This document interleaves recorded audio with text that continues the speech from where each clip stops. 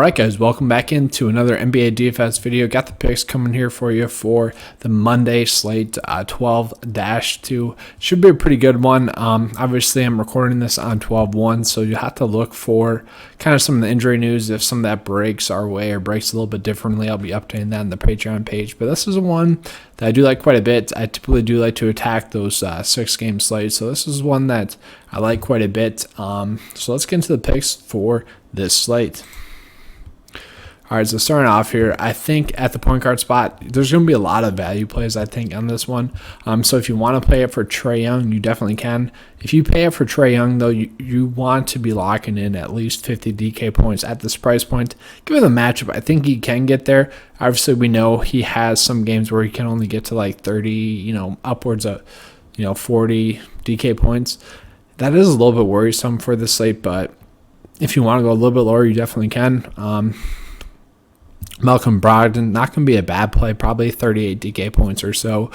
Graham here, I definitely like quite a bit. Priced at 7.2K. He's priced up a little bit more than he has been recently, but given the matchup, I do like this play quite a bit. The last game against the Bucks, he was really tearing it up going into halftime. The only problem is that game kind of blew out, so he couldn't really exceed value there in his previous game, but I do like Graham a lot in that matchup. And also Terry Rozier, who's priced down a little bit too much as well. There's a ton of value, though, here with John Morant out. We got Melton here, who Melton can really go off if he is given the minutes. He's pretty much been a point-per-minute player.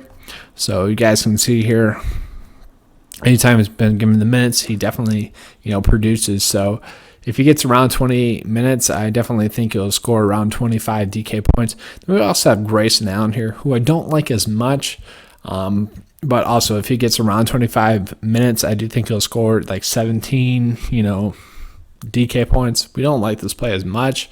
Definitely want Melton a little bit more, but still Grayson Allen not going to be a horrible play. And then also we do have Tyus Jones, who DK priced him up a little bit too much, and I just think that I should avoid him on the slate. So for value-wise, I'm going to go with Melton and Allen there. I think that'll be, 45 DK points or so, which is really not too bad, like a total price point of 6.7K.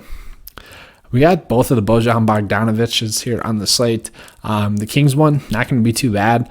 Obviously, if you play him, you're hoping for 30 DK points. But going against the Bulls, I do think that is highly likely. Shooting guard, it's not the position that I love the most in this slate. Jeremy Lamb, I do think he'll go for around 30 DK points. You look at what he did the last time against Memphis. He went for 33.6 DK points, so that's not too bad.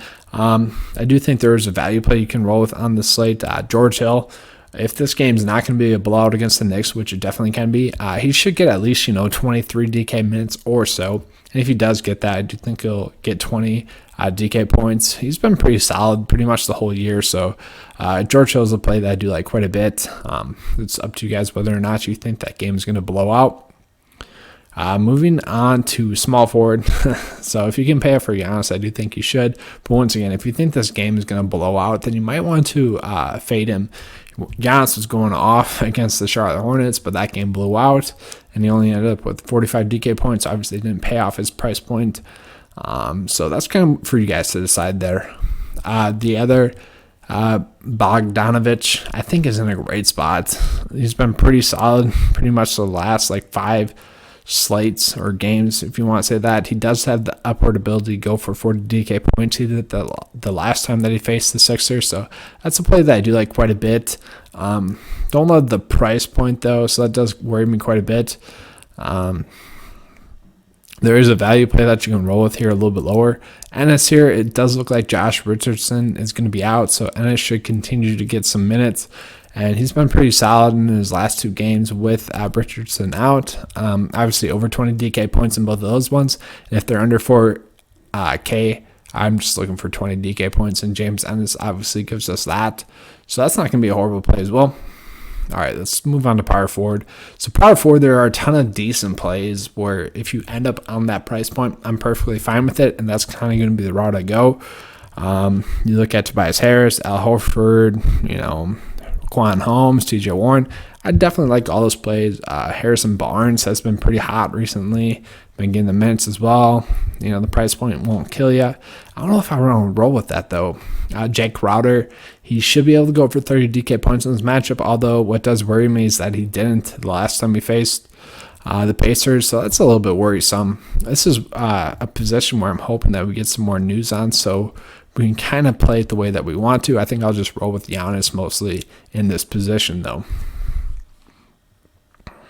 DJ Wilson, I will mention, if Brook Lopez is rolled out, he should get around, I don't know, like 20 minutes. If it's a blowout, he'll get a little bit more. Not a horrible play if Brook Lopez is out, but I think I'd just rather roll with Robin if Brook Lopez is out. I think we're good to move on to centers here, so let's move on to centers. So I do really like Joel Embiid. The last time that he faced the Jazz, he went for over 50 DK points. He's been on a roll each of the last 3 games. I do think he'll get around 50 DK points once again. If you can pay up for Joel Embiid, I think that you should do that on the slate. Definitely one of my favorite plays on the slate. Just, we do got to wait on a little bit of the injury news. Josh Richardson would bump him down a little bit. But I think the safest play is going to be Rudy Gobert here. Yes, he just went for, only 30 DK points in his last game last night. But still, against the Sixers, the last time he went for 40 DK points. And I do think he will go for around 40 DK points once again in this matchup. But once again, if Brook Lopez is out, then I think we just got to roll with Robin Lopez. That's going to be an easy lock for me. And here, I'll pull it up. He's pretty much been a point per minute player. In the last game against the Hornets, he only had 24 minutes and went for over 30 DK points. So that was a really solid production from Robin Lopez. And still, this matchup isn't too bad, so I don't mind that play.